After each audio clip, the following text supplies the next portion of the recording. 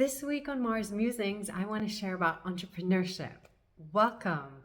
It's been such a topic that has come up over and over again. And I would say in my own journey, really shifting into this entrepreneurship mode has been, definitely, I would say some battles to overcome. And I always say this because when we're young, we have our parents educate us, we go to schools.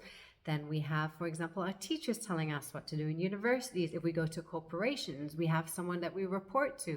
There's a way of working, but entrepreneurship is a whole nother journey where it comes from the inside out, where we're inspired. And there's actually, I would almost say like parenthood, no clear path on the direction to go. Liz shared this incredible podcast with me recently. I'm going to share it below. I forgot the name right now, but it has all these startup journeys that I just love to get inspired by because there is no single straight path. And I would say in the last money game that we did here in Lisbon, Inez from Finanzas no Feminino came and we had such a beautiful meeting a couple of months ago. And we kind of met online and exchanged over the years. And she really got inspired by what I was doing. And then collaborated with someone else who had a blog, and they've launched Finanzas no Feminino, which is just so inspiring because just in a couple of years, they exploded in bringing financial well-being to women in the Portuguese market.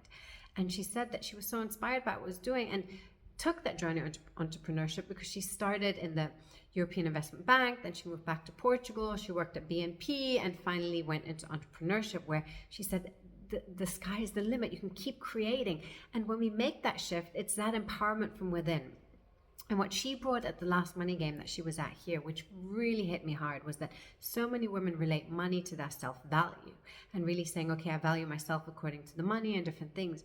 What I saw, which was even stronger, was what she said is like, I don't relate it to self-value. I'm an entrepreneur. And I know if something is not working, I just need to iterate and keep changing until it does. So we keep going, and I love that kind of energy of drive. And for me, I can definitely say it's been a journey of shifting into entrepreneurship to finding that inner drive, because it's not someone who's going to pay you at the end of the month or tell you what time to be at work or tell you what to do, but it's really finding that ourselves because we are so enthusiastic about what we're putting out in the world and doing. And so I do see that there has to be a shift within to taking responsibility versus someone telling you what to do, to taking responsibility of your time, your energy, how you're doing things, and really keep being driven by yourself, because the only person you're accountable to is yourself. So it's such a journey of, I would almost say, untangling the needing of approval, the needing of someone to tell us what to do, to really listening from within and that power without. And now Inez has become an inspiration to me. She just said, like, you just got to go for it. Go online, keep sharing, if you know what you're right for it to do. Because she's just really gone for it and exploded in these last years. And so I would really say, find that within. If you're an entrepreneur, if you're a woman wanting to put your work out into the world, find that drive, that calling within, and really believe in yourself. And if something doesn't work, keep iterating, keep going. It's definitely been the drive for me this year. I've had so many ideas that I've wanted to ground, and now it's become really clear on the pillars that I'm focusing on, where I'm putting my energy and what it is I want to create.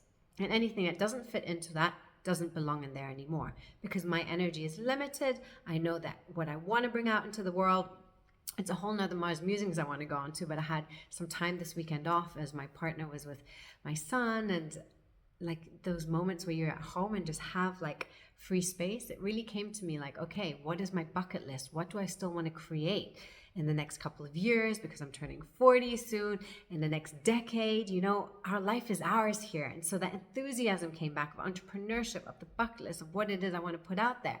And what it is I want to accomplish as a woman, as who I am. But these are only things that we can individually find according to our values, according to what we want to live in the world and what we want to bring out. So I would love to hear from you about your entrepreneurship journey, to get inspired. Also, maybe your bucket list or things that you really want to create and put into the world that are almost your legacy of what you leave behind and what change you've made.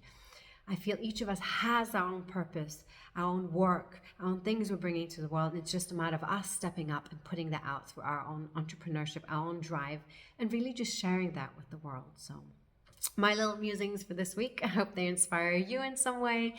And I would just love to hear about your entrepreneurship journey and how we can keep supporting each other to fuel this, our visions to come out to the world and to fuel this moving forward.